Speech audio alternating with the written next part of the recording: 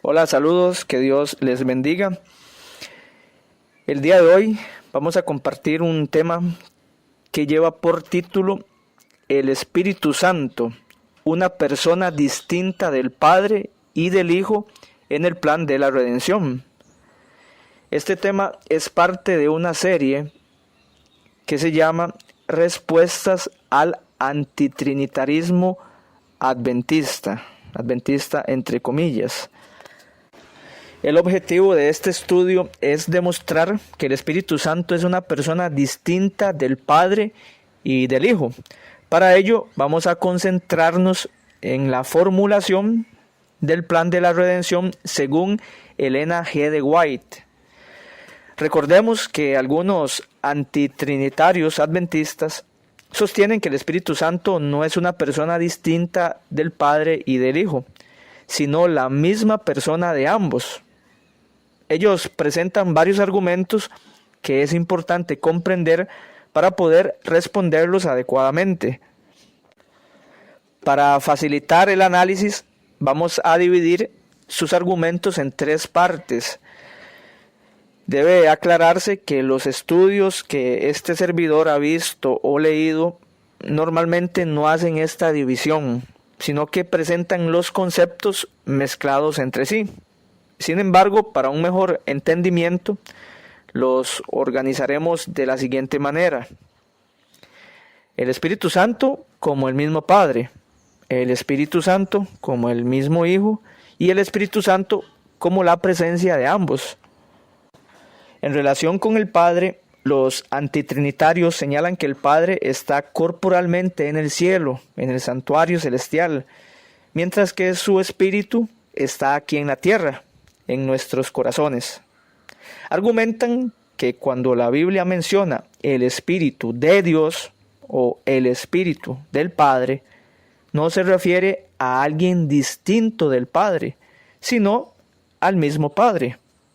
Para apoyar esta idea, comparan expresiones como el espíritu de Nabucodonosor o el espíritu de Jacob, afirmando que en esos casos no se habla de dos personas distintas, sino de la misma persona, describiendo su condición, vida o estado interior. Según ellos, según los antitrinitarios, sucede lo mismo con el Espíritu del Padre. No serían dos personas distintas, sino el mismo Padre manifestándose. En ese sentido, afirman que el Espíritu Santo es la mente del Padre, su omnipresencia o su poder. Es decir, el Padre estaría corporalmente en el cielo, en el santuario celestial, pero presente en la tierra a través de su Espíritu. En relación con el Hijo, sostienen algo similar, aunque haciendo una diferencia. Según ellos, la humanidad de Cristo está corporalmente en el cielo, en el santuario, mientras que su divinidad, que identifican como el Espíritu Santo, está aquí en la tierra. De esta manera, argumentan que el Espíritu Santo sería la omnipresencia de Cristo, su mente o su poder actuando en la tierra. En otras palabras, el Hijo estaría en el cielo corporalmente, su humanidad, mientras que su divinidad estaría aquí con nosotros como Espíritu Santo.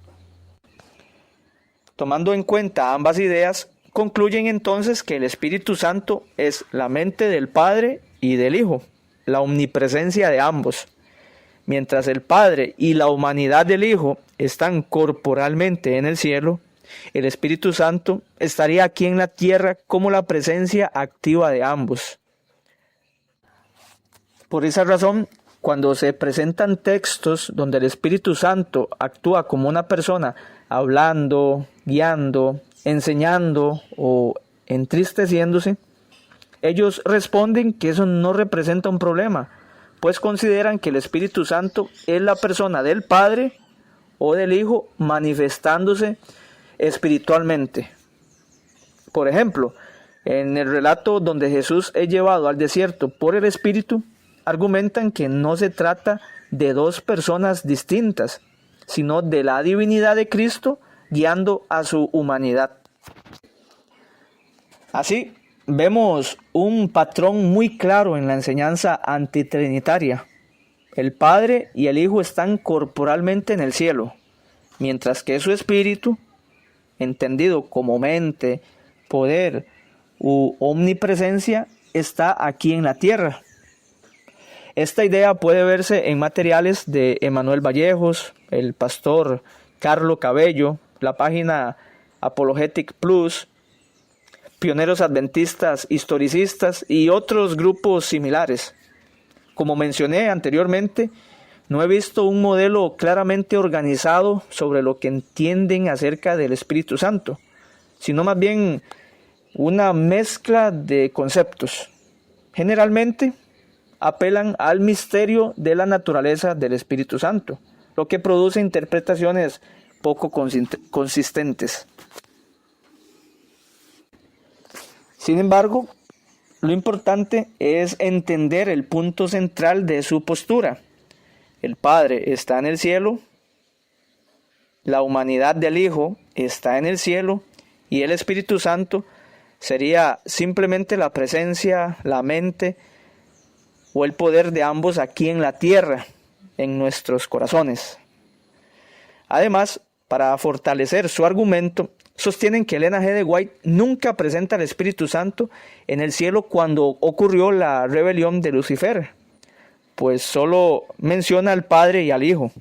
Según ellos, esto tendría sentido porque el ministerio del Espíritu Santo se desarrollaría únicamente en la tierra. Ahora bien, para responder a estos argumentos y demostrar que el Espíritu Santo es una persona distinta del Padre y distinta del Hijo, vamos a considerar la formulación del plan de la redención. Lo que presentaremos aquí es la evidencia de que el plan de la redención fue elaborado por el Padre, el Hijo y el Espíritu Santo en los concilios celestiales antes de la creación de cualquier ser. En la eternidad pasada, cuando solo existían el Padre, el Hijo y el Espíritu Santo, fue formulado el plan de la redención, también llamado plan de salvación o pacto eterno. Elena G. de White utiliza diferentes expresiones para referirse a este propósito divino. La caída del hombre no tomó por sorpresa a la deidad. En su perfecto conocimiento, Dios sabía que algunos ángeles se rebelarían y que la humanidad también caería. Por esa razón, antes de la creación, ya había sido preparado un plan para rescatar al ser humano. El punto que vamos a demostrar es que en esos concilios celestiales participaron el Padre, el Hijo y el Espíritu Santo. Existen declaraciones de Elena G. de White donde se menciona claramente a los tres. Esto refuta directamente la idea antitrinitaria porque no tiene sentido afirmar con base en esas declaraciones que en la eternidad solo estaban el Padre, el Hijo y la mente de ambos, haciendo referencia al Espíritu Santo, o el Padre, el Hijo y la omnipresencia de ambos, identificando nuevamente al Espíritu Santo únicamente como una manifestación de ellos. Mucho menos tiene sentido afirmar que en esos concilios estaban el Padre, la divinidad del Hijo y la humanidad del Hijo, en relación con el Espíritu Santo, pues antes de la creación el Hijo todavía no se había encarnado. Por lo tanto, consideramos que la formulación del plan de la redención derrumba las bases principales del antitrinitarismo. Veamos entonces la evidencia y las citas de Elena G. de White que corroboran lo mencionado.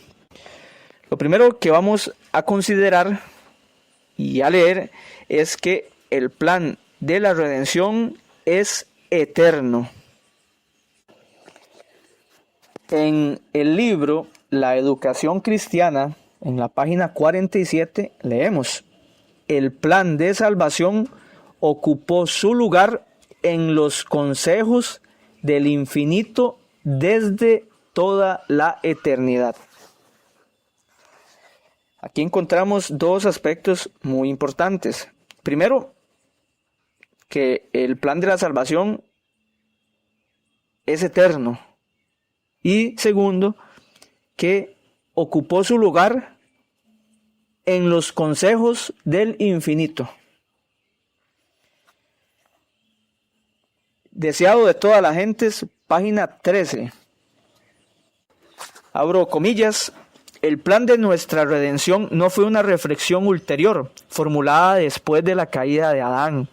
Fue una revelación del misterio que por tiempos eternos fue guardado en silencio. Fue una manifestación de los principios que desde edades eternas habían sido el fundamento del trono de Dios. Desde el principio, Dios y Cristo sabían de la apostasía de Satanás y de la caída del hombre seducido por el apóstata. Dios no ordenó que el pecado existiese, sino que previó su existencia e hizo provisión para hacer frente a la terrible emergencia.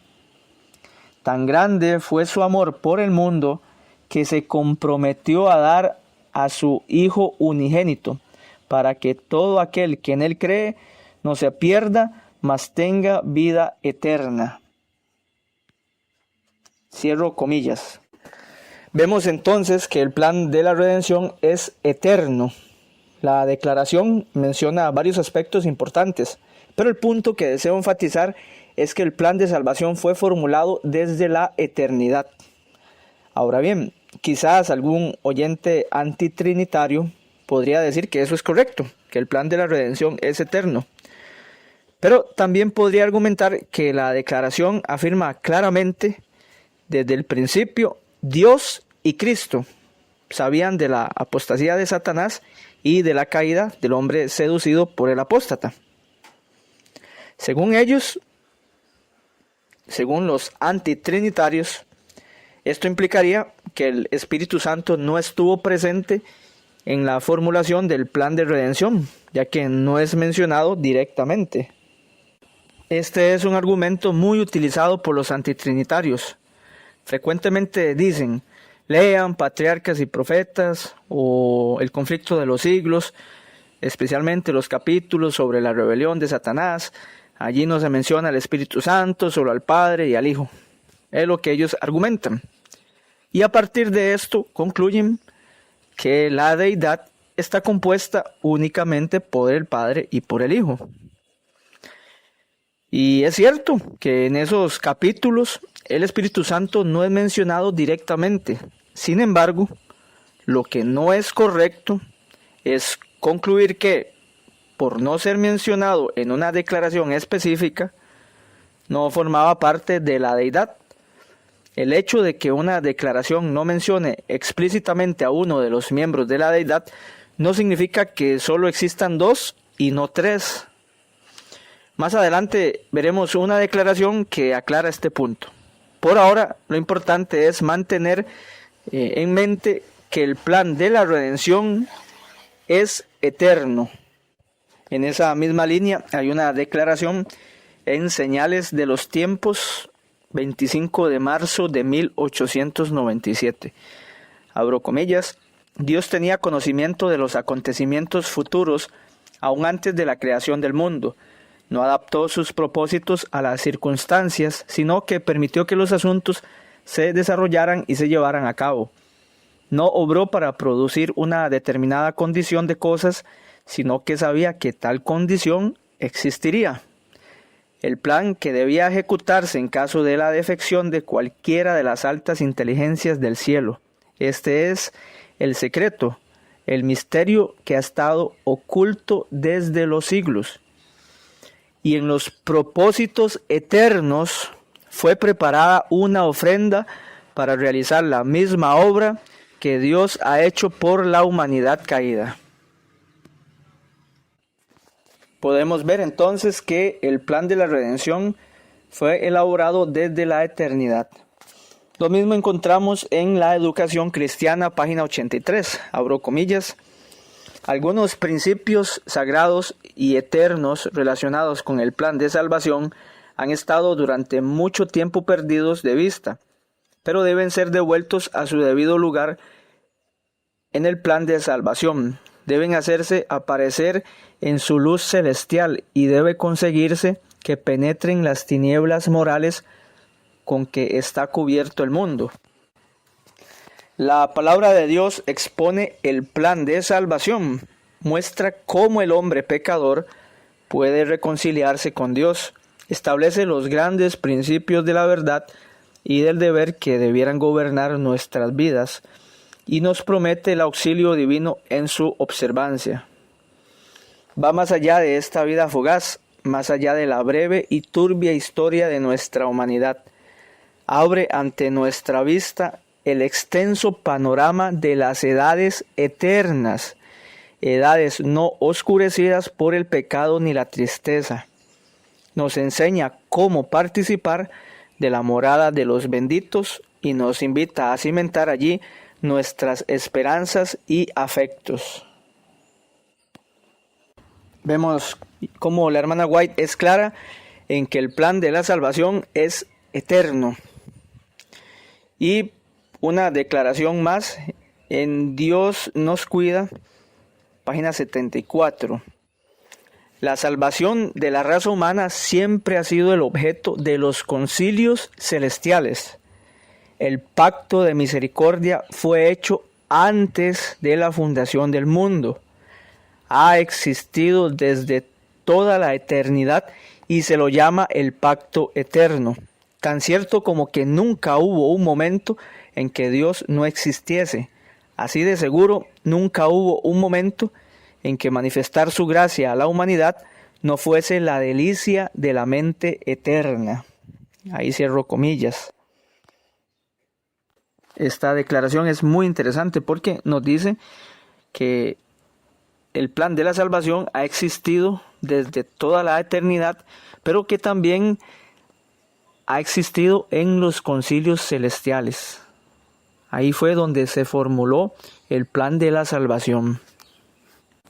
El otro aspecto que deseo desarrollar es que el plan de la salvación tiene diferentes fases, es decir, posee un pasado, un presente y un futuro.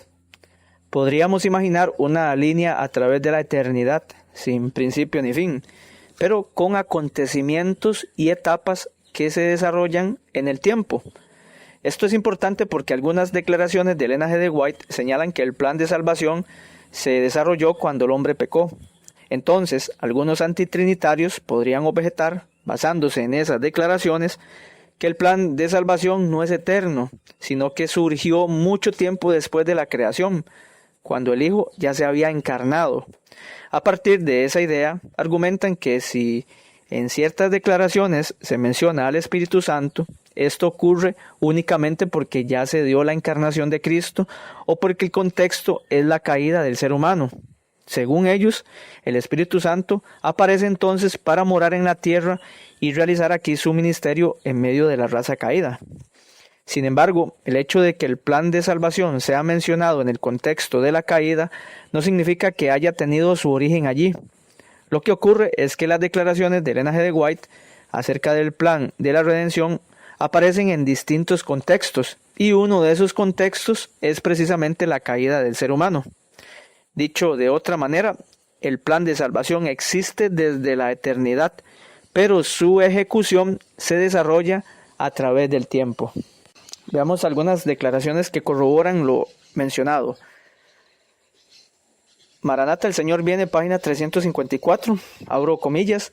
Por encima del trono se destaca la cruz, y como en vista panorámica aparecen las escenas de la tentación, la caída de Adán y las fases sucesivas del gran plan de redención.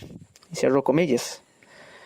La hermana White entonces es clara en que el plan de la redención se desarrolla y se desarrolló en fases. Una etapa de ese plan de salvación se ejecutó cuando Satanás indujo a pecar a Adán y Eva. Deseado de todas las gentes, página 707. Satanás indujo a los hombres a pecar, y el plan de la redención fue puesto en práctica.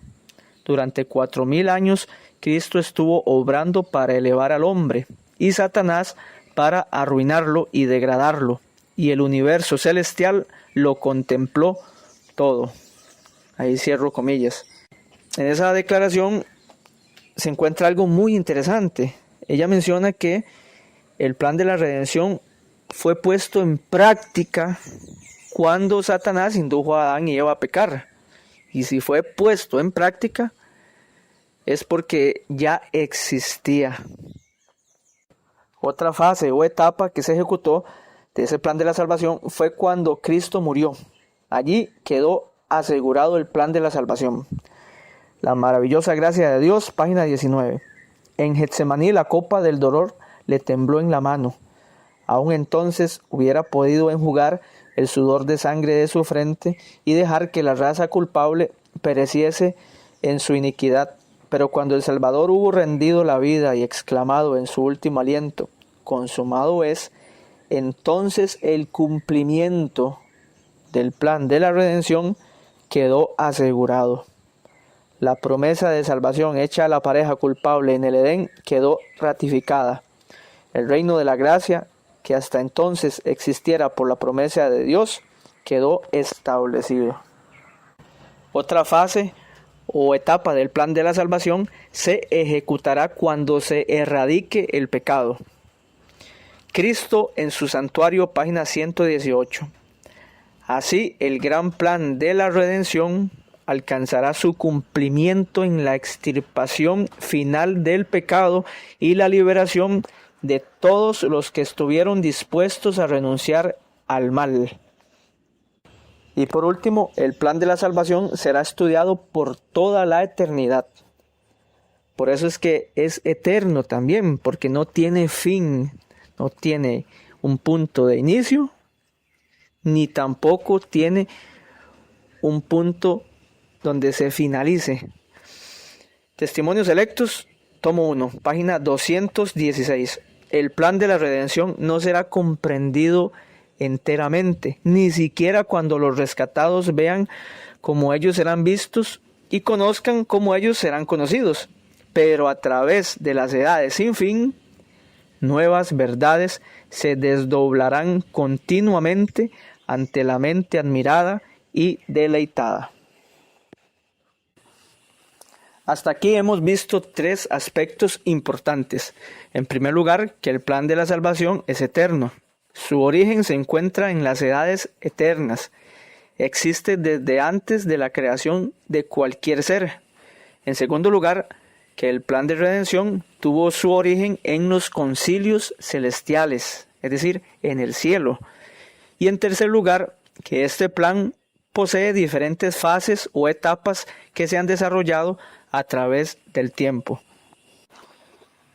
Y por último, a continuación vamos a repasar algunas declaraciones que identifican quienes participaron en la formulación del plan de la salvación.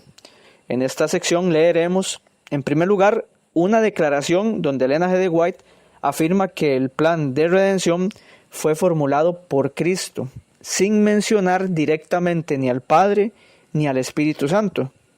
En segundo lugar, veremos otra declaración donde ella señala que el plan de redención fue elaborado por el Padre y el Hijo, sin hacer referencia explícita al Espíritu Santo. Y finalmente analizaremos declaraciones donde Ellen G. White menciona claramente al Padre, al Hijo y al Espíritu Santo participando en la formulación del plan de redención. Señales de los tiempos, 27 de febrero de 1901. En su infinito amor, Cristo ideó el plan de salvación. Está listo para cumplir ese plan en favor de todos los que cooperen con él. Intercediendo por ellos, dice al Padre, no les imputes a ellos sus pecados, sino colócalos sobre mí. Sé misericordioso con sus injusticias y no recuerdes más sus pecados e iniquidades. ¿Quién ideó el plan de la salvación según la declaración anterior? Cristo. Se menciona al Padre formulando dicho plan? No. ¿Significa entonces que el Padre no existía porque no fue mencionado? De ninguna manera. Sería una conclusión absurda, especialmente porque en otras declaraciones Elena G. de White sí menciona al Padre en el contexto de la formulación del plan de la redención. Esto nos lleva a un punto importante. No es correcto argumentar que el Espíritu Santo no existía en ocasión de la rebelión en el cielo o cuando se formuló el plan de la redención, simplemente porque no es mencionado en Patriarcas y Profetas o en el conflicto de los siglos, donde se trata sobre dicha rebelión. El hecho de que una declaración no mencione explícitamente a alguien no significa que no formara parte de la deidad. Todo depende del contexto, del énfasis teológico y del tema específico que Elena G. de White esté desarrollando. Recordemos que la verdad es como un rompecabezas que se construye a partir de distintas piezas. Cada declaración aporta una parte del cuadro completo. La primera pieza entonces nos muestra que el Hijo participó en la formulación del plan de la salvación. Veamos ahora la siguiente pieza de rompecabezas. En los lugares celestiales, página 14. Esta declaración fue escrita por Elena G. de White en 1858. El plan de redención fue preparado en los consejos entre el Padre y el Hijo. Entonces Cristo se comprometió a responder por el hombre si éste resultaba desleal. Se comprometió a efectuar una expiación que uniera a toda alma creyente con Dios. ¿Qué encontramos en esta declaración? Bueno, que el plan de redención fue elaborado por el Padre y por el Hijo. Entonces, esta otra pieza aporta algo más. No solo el Hijo formuló el plan de la redención, sino que también participó el Padre. Y por último, encontramos una pieza que ayuda a completar, a formar ese rompecabezas que es la verdad. Y es una pieza que contiene varias declaraciones de la hermana White, donde ella es clara en que el Padre, el Hijo y el Espíritu Santo, los tres, participaron en la formulación del plan de la redención. The Australian Union Conference Recorder, 1 de abril de 1901, citado en Consejos sobre la Salud e Instrucciones para los Obreros Médicos Misioneros, página 220. La gloria del Evangelio consiste en que se encuentra fundado sobre el principio de la restauración en la humanidad caída de la imagen divina por medio de una manifestación constante de benevolencia. Esta obra comenzó en las cortes celestiales. Allí Dios decidió dar a los seres humanos evidencia inequívoca del amor que sentía por ellos. Porque de tal manera amó Dios al mundo que ha dado a su Hijo unigénito para que todo aquel que en él cree no se pierda, mas tenga vida eterna. Juan 3:16. La divinidad se conmovió de piedad por la humanidad, y el Padre, el Hijo y el Espíritu Santo se dieron a sí mismos a la obra de formar un plan de redención. Cierro comillas. ¿Qué dice allí la hermana White? ¿Quién se dio a sí mismo a la obra de formar un plan de redención? ¿Fue únicamente el Hijo? ¿O únicamente el Padre? No. Ella es clara en que fue el Padre, el Hijo y el Espíritu Santo. ¿En dónde? La declaración lo dice. En las cortes celestiales. Los tres participaron en la formulación del plan de la redención. El Padre, el Hijo y el Espíritu Santo. Manuscrito 78, 1905. En el reino del mal, Satanás convierte el trato familiar con sus asociados en una fuerza de influencia para ayudar a extender el poder del egoísmo. Dios llama a cada creyente a unirse con Él en su obra, manifestando el poder de los principios del cielo para santificar la vida y multiplicando sus capacidades mediante la práctica del bien. Aquellos a quienes el Señor habló en la antigüedad poseían el conocimiento del Dios verdadero.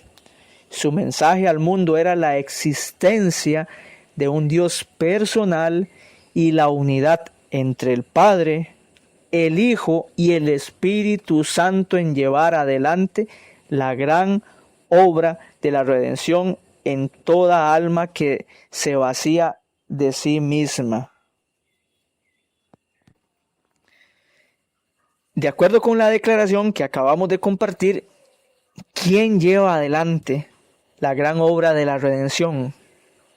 El Padre, el Hijo y el Espíritu Santo. Es decir, ellos llevan adelante el plan de la redención, ese plan que es eterno, que se formuló en los concilios celestiales. Los tres están comprometidos a llevar adelante dicha obra para redención del hombre caído.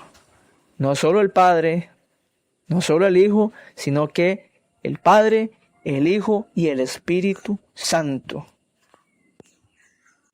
Y una declaración más que se encuentra en Manuscrito 139 de 1907.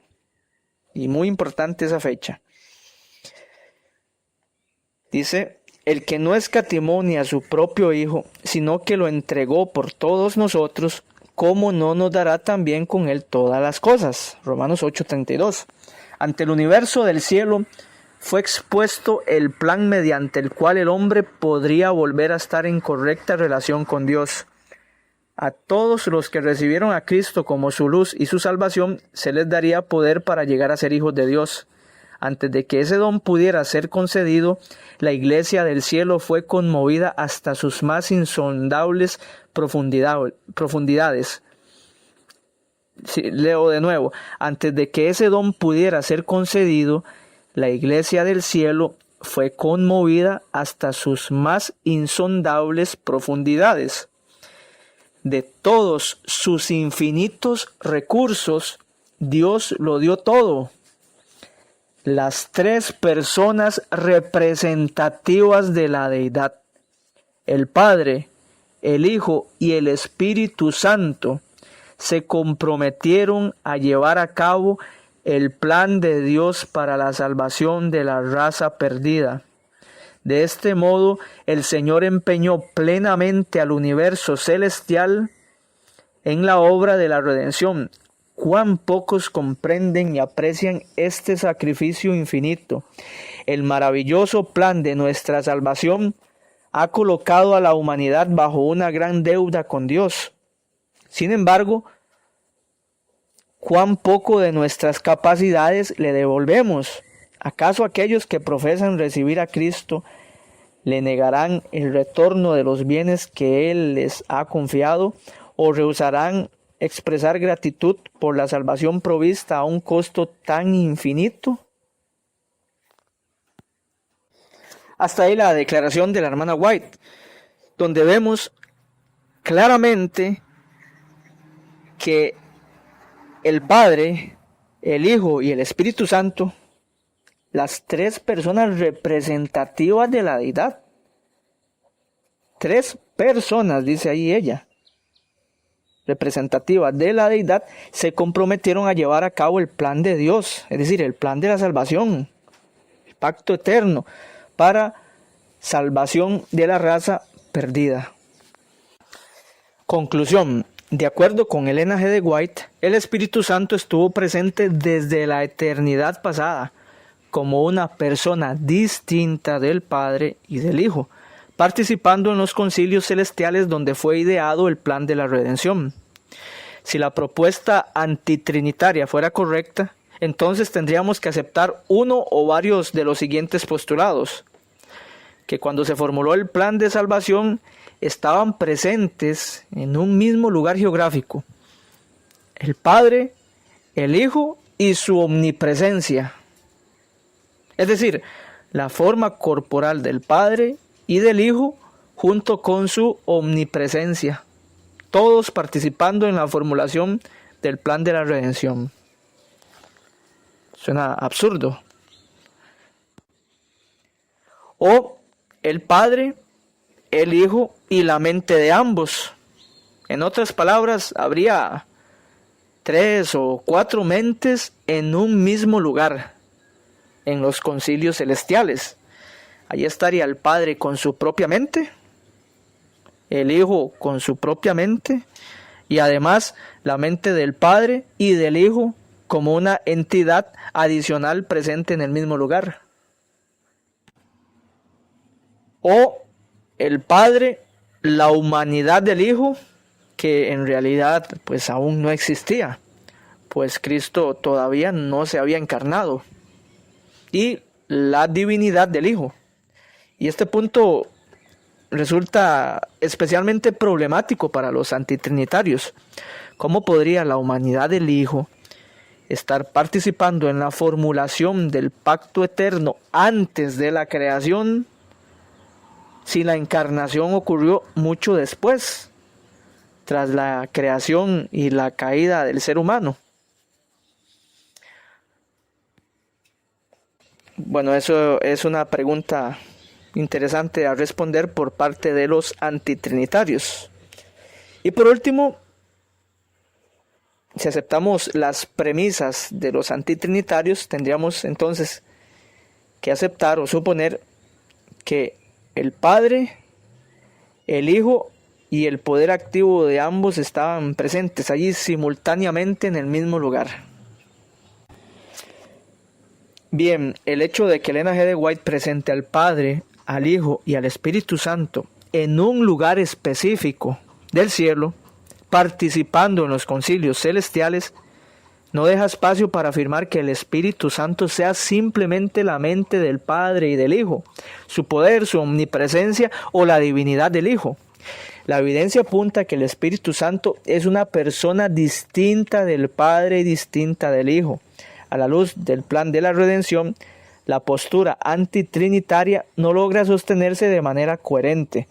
Esto implica que cuando la Biblia habla del Espíritu de Dios, del Espíritu del Padre, del Espíritu de Cristo o del Espíritu Santo, no se está refiriendo simplemente a una fuerza impersonal o a la mente de otro ser divino, sino a una persona divina que forma parte de la deidad. La expresión Espíritu de señala relación y cercanía.